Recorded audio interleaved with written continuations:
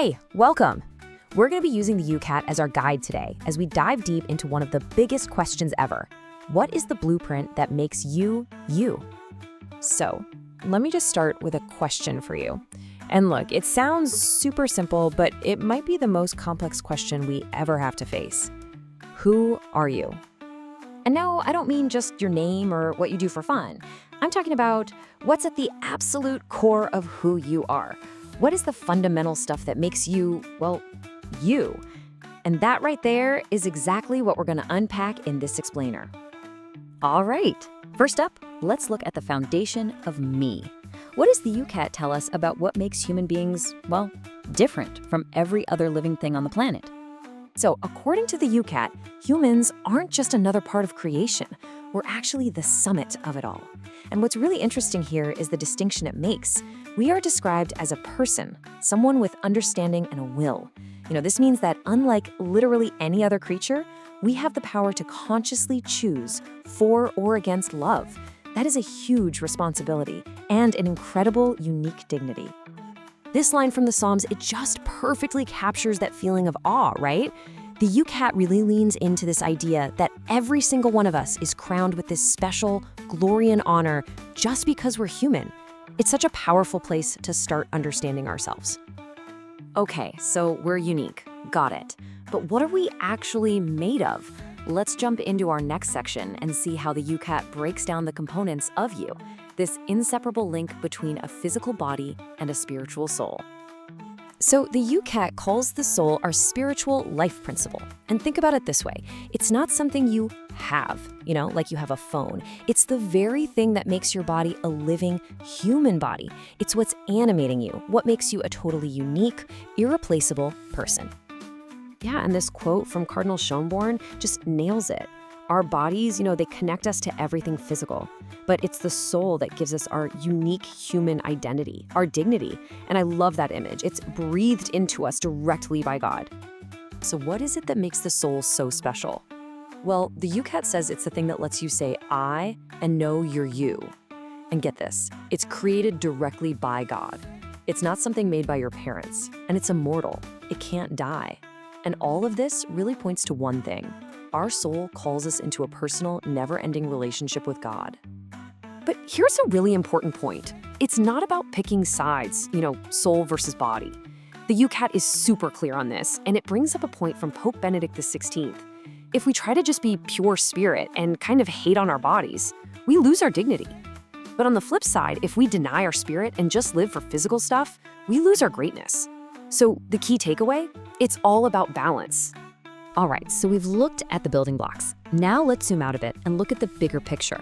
What does the YOUCAT have to say about our shared human experience, our relationships, our equality, and yeah, our struggles? Okay, this is a big one. What makes every single person on this planet equal? The YOUCAT says it has nothing to do with how talented you are, what you look like, or how much money you have. Our equality is rooted in something way, way deeper. We all come from the same loving God, we all share the same Savior in Jesus, and we're all headed for the same destiny of happiness in God.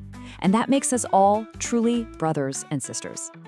So the YOUCAT talks about God's original plan, right? The blueprint for humanity. And it was the state of perfect harmony, paradise, a world without suffering or death, where we lived in total peace with creation and with God. But we all know that's not quite the world we're living in, is it? The YOUCAT calls our current reality a fallen world.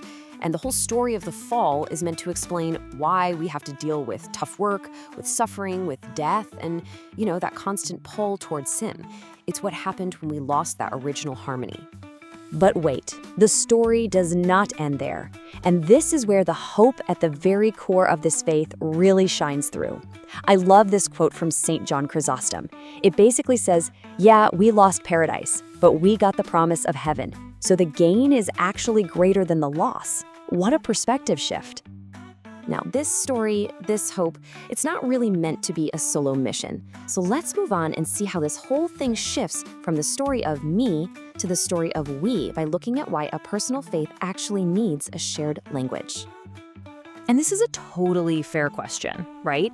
If faith is so personal, then why do we need to put it into these formulas? Why box it in?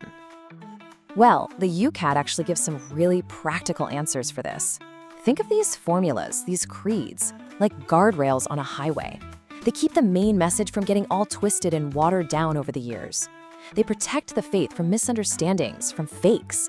And they give us a common language that unites believers across every culture and century, so we can all share and live out the same faith.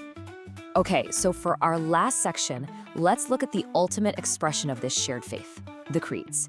This is the collective voice of we. So here's the official definition from the YOUCAT.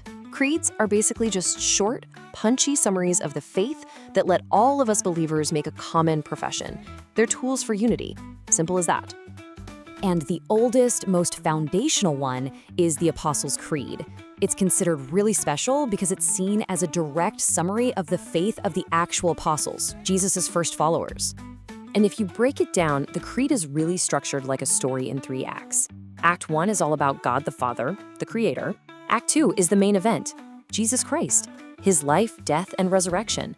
And Act 3 brings it all home with the Holy Spirit, the church, and everything that comes with it: forgiveness, resurrection, and life everlasting.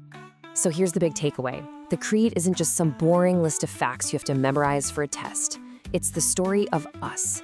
It's the blueprint that connects millions of believers, past, present, and future. And I want to leave you with this really powerful thought from St. Augustine. He says, don't think of the creed as a test. Think of it like a mirror. Look into it. See if you really believe what you say you believe, and then rejoice in your faith. So maybe the question isn't just, who are you? But who do you see when you look in that mirror? Thanks so much for tuning in.